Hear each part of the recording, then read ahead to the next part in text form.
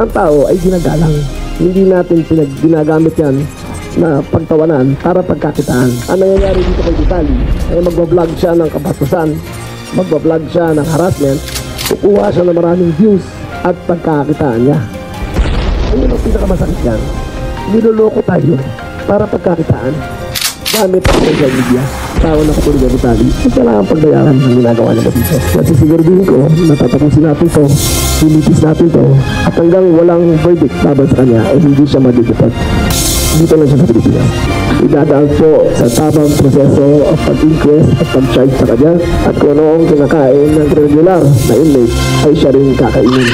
To take responsibility for the content we create. It is not a license to shame or to hurt or to besmirch anyone. I-vlog ang social media ay may kakibat na responsibilidad kasama sa kanilang pag-post. So, babala na rin sa lahat. Kung gusto niyo pagkakitaan ng katarantaduhan niyo, handa kayo dapat pagbayaran natin. Ito ng cyber libel crime natin ay modified pa. Suggest namin sa mga lawmakers to, susunod na kongreso, kung pwedeng ihigpitan pa nila ang batas laban dito at hindi liberal masyadong, hindi conservative masyadong interpretation. At the expense of others, at the expense of Filipinos, at the expense of everyone's dignity ay pinagkakitaan nila, ay dapat panagutan naman nila. Pag ito ililipat sa Manila City Jail, sagot mo na sabon. Tsaka first meal. Sabon tsaka first. Binastos na, itong si Zorovetsky? Diving operator sa Boracay. Yun nga yun. Napanood mo ba? Grabe yun. Meron siyang in-encourage sa kapwa niya vlogger. Siraan daw po yung operator na yun, no? Kasi nga, during the briefing, para doon sa diving, hindi ko kasi basta-basta yan, di ba? Gumagawa ng eksena, binabastos, kaya sinasaway siya. Yun pala ang kanya talagang agenda. Manggulo siya, gumawa ng eksena habang kinukuha ng visuals para sa kanyang content.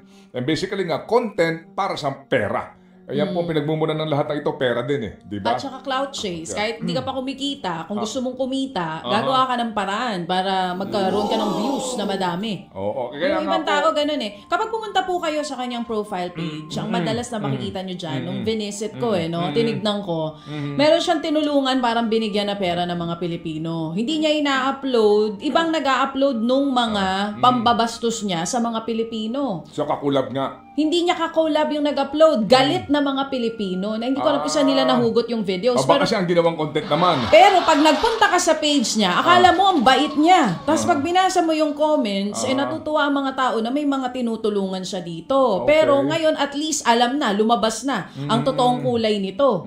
Na kung sino-sino nga pong binabastos. Nakakairita sa totoo lang. Pag nakita po ninyo. Yung kanyang ginawa doon sa Boracay. Yun nga, nakita kung may mga dayuhan po na makakapanood noon, sinisiraan mo yung dive operator doon sa isla. Yung pong kanilang pangunahing hanap buhay doon. Anyway, siya po ngayon ay hawak na nga mga kapatid. Hawak na nga po ito ng Immigration Bureau. Pero hindi daw agad-agad pwedeng ma-deport kasi nga mga kapatid, kailangan pa po na dumaan doon sa proseso ng mga kasong kanyang kinakaharap ngayon sa mga husgado. Okay. Ito sikat siya. Nakuha niya na yung gusto Pag niya. ito ililipat sa Manila City Jail, sagot mo na sabon. Tsaka first meal. Sabon tsaka first meal, ano? Ako naman kaya mag-content. Sabon tsaka? First meal. Hindi. First meal niya doon, ayaw mo? Hindi. Okay, si Chacha kasi hindi niya masakit yung sabon eh. Akala niya panligo lang eh, no? Okay.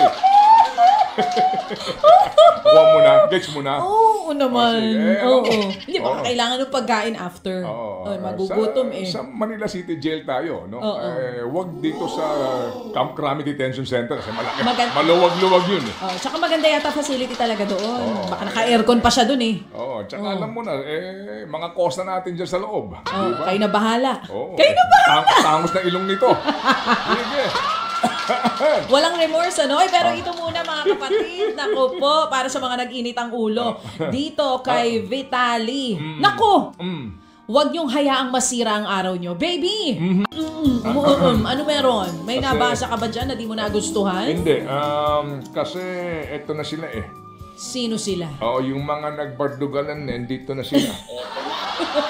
Nadagdagan, nagtawag pa ng kasama.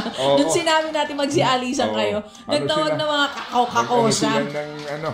Mano sila ng rest back. Sige. Sige. So, blaha kayo sa buhay nyo. Pero, again, please mind your language. and control po ang inyo pong mga emosyon. Okay? Kung talagang ayaw nyo umalis, okay lang. But please, please, opo, manage po. Kumbaga, di ba, meron dyan, anong tawag dyan? Yung regulation something? Merong, may dyan sa ganyan mga uri ng mga sites. May mga community something. Community notes. Hindi, dito yun. Community guidelines. Community guidelines. Kaya lang yung guidelines, hindi naman sinusunod. Yun ang problema. Well, sa bagay. Kasi pero meron po kami... Wala na kasi ngayon bago na kasi. Bakit? Hindi na community. Ano na? Disunity. Kasi wala nang unity. Kasi nga dati, community. Pero kung gusto... Ngayon po, disunity. Correct. Mind your words dahil meron po nakabantay dyan, kayo'y mabablock kung kayo po'y bastos. Okay, sige. So, mga kapatid, kung kayo po'y bastos, pwede ka tumakbong congressman sa Pasig. Hey! This is ridiculous. Dali ha. It is Ako naman yun. absurd. Joke lang. Sa akin naman ang galing yun, ha? Mahirap yan. Joke lang. May mga joke na hindi dapat sinasabi ng isang public official. Opo, sa mga taga-Pasig, hashtag... I am offended as a woman. Hashtag, alam na. Okay? Kaya sa mga taga-Pasig, tandaan po lagi ninyo, ha? Opo, sa inyo pong pagpili sa inyong magiging mga pinuno sa lungsod, unang-una po, uulitin ko, kapag po ang puhunan ay pera, lagi pong pera, kapag po ang puhunan saan man pong syudad, bayan, lalawigan, kapag po ang puhunan lagi ay pera, opo, ibig sabihin nun, pera din po ang pakay nun. Sorry po, ako po lamang ay nagpapakatotoo. Kapag ang puhunan po lagi ay pera, yung attraction mo ay pera, pera din ang pakay mo. Kumbaga, sa wika pa natin dati pa, amor con amor se paga. Ano ibig sabihin ng girl? Pagmamahal ang ibinigay, pagmamahal din ang babalik. Pag-ibig ang inutang, pag-ibig din ang kabayaran. Amor con amor se paga. Kapag naman sinabing kwarta O kahon. Iba yun! Anong kwarta o kahon? Iba yun! Buti hindi pera o ba yun? O ba yun? Ikaw talaga. Reciprocal is the word for the day. Oo. Reciprocal what? If we have a reciprocal tariff, anong tawag doon? Sa bigayan. Reciprocal budol. Magbabalik po kami tambalang Ted Filon. Marami po kasi ang dito nga, alam niyo, kapag may mga balita tayo tungkol doon sa ICC, yung mga galaw ng mga abogado na magkabilang panig, yung hearing po dito sa Senado, lagi may nagpapaalala, kumusta na yung PhilHealth? Yan, di ba? Kumusta na yung program fund? Kumusta na yung budget? Ito, kumustahin natin. Dahil nga, ito po yung napaka-importanteng usapin because ito po, mga kapatid, ay makasaysayan, ha? Makasaysayan po dahil ang magiging hatol dito ng kataas-taasang hukuman ay magiging batas ng bayan.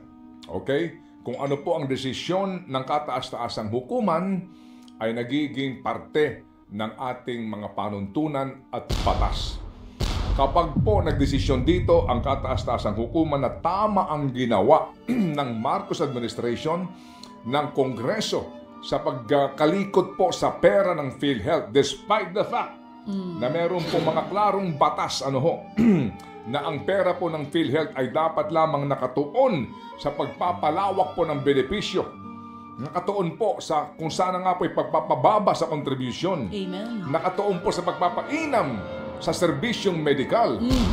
At sinasabi din po na ang buwis na nanggagaling po sa mga alak at sigarilyo ay dapat inilalaan lamang sa PhilHealth at sa mga usaping pangkalusugan ng mga Pilipino at yan po'y pinakialaman para ibigay sa iba pong mga departamento at proyekto ng gobyerno, mga kapatid. Kapag yan po'y pinayagan ng kataas-taasang hukuman, nangangahulugan na yan po'y legal at maaring gawin ng sino man sa susunod na henerasyon. Sugod, mga kapatid. Parang nagdala ko sa emosyon ko, baby girl. Parang script sa pelikula, pero ito totoo. At ang tanong, happy ending kaya ang resulta? Hingi ako na po ako naiintindihan pa namin. Nadala lang po ako sa aking emosyon. Pati yung mga members ng PhilHealth, okay lang daw. Pero ito ho,